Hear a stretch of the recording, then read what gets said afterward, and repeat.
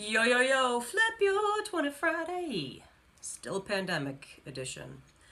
And also another edition that we are currently experiencing is the protests after the murder of George Floyd, Breonna Taylor, and Ahmaud Arbery. So before I get into it, obviously, as per usual, if this is going to help you, someone else, please share, please subscribe. I think all the videos are helpful in one way or the other. This one, and certainly the next few, likely even more so.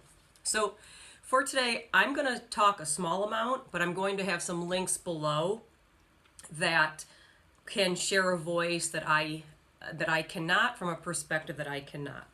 So I will first just say, in any context, certainly what we are experiencing now is we're either part of the problem or we're part of the solution.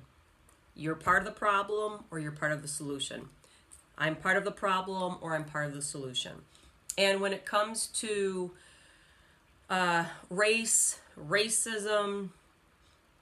it's again, just from a white perspective, it's a tough concept and topic, and to own up to where maybe my shortcomings, your shortcomings are.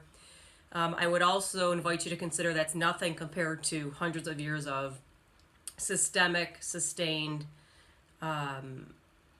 oppression and laws specifically written to oppress African Americans. And the couple links I'm going to share, in case that seems strange to you, like, yeah, but civil rights. Or Obama, so isn't racism over? So if you're coming from that mindset, I would encourage you to take a look at some of the resources I'm going to share, because these resources can say things in a way that I can't, but I am also constantly learning too. I've been a huge, I've always been intrigued by the civil rights movement. My initials are MLK. So very early on, learning about Martin Luther King Jr., that just was a little trigger for me to dive in. And I feel like I'm fairly knowledgeable, yet I'm still continuously learning more. And we all have to be in the position, if you're in a position of privilege and you have a lot of the boxes checked, I believe we need to flip our 20 and keep learning and diving in more. I was just looking at something online. It said it's not black versus white. It's everyone versus racism. And I was like, ooh, I like that. So I'm borrowing that. So here's what I have. A couple links I'm going to share. A great place to start if you don't understand the anger and why even some of the people who are looting or rioting, which, let's be straight up honest, is a very, very small percentage. Some of it is opportunist people. Some of it is people who are pissed off, rightfully so.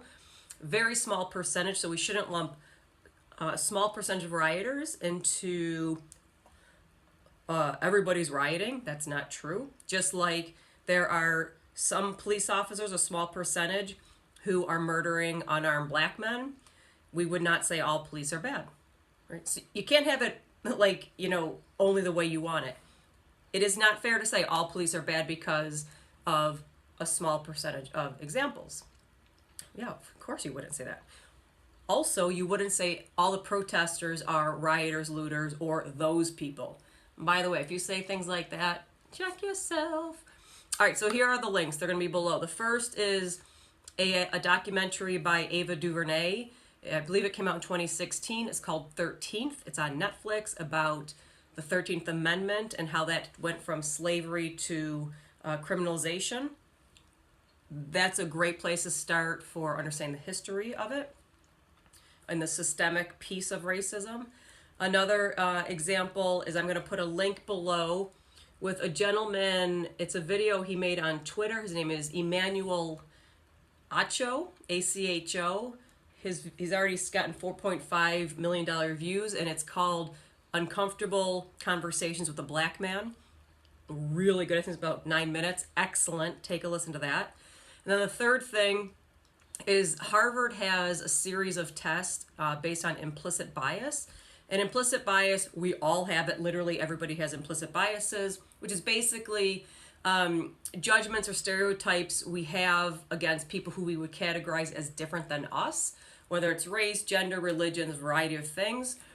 And we all have them. So it doesn't mean that when you take the test and it shows maybe you have a tendency towards discriminating against a certain group not like you, it doesn't mean you're this flagrant racist. We all have biases. And sometimes it's called unconscious bias just because how we were raised. Quick example. When I was a little girl and I'd be in the car with my grandma, if there was a black man crossing the street, on the sidewalk, she would make sure that the doors were locked. So, oh, there's a black man, lock the doors.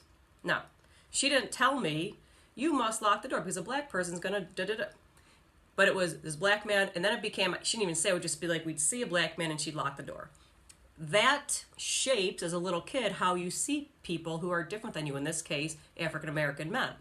So that built up an implicit bias in me. And then as you get older, as I get older, as you do, and you start to question things, like, why do I believe that? Is that right? Is that fair? Is that humane? Whatever the case is, then you start to question why you believe what you believe.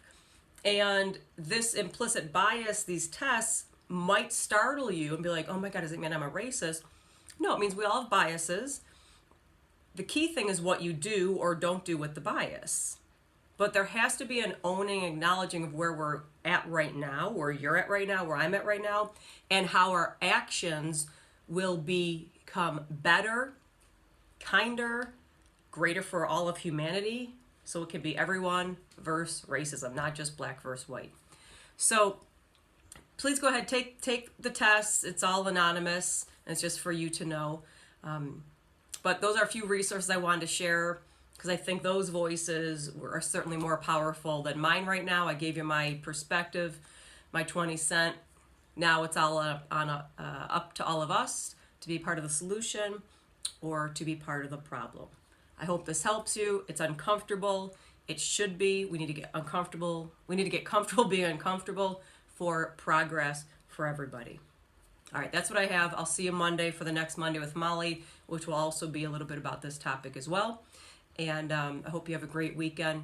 Take care of yourself. Take care of each other. Peace.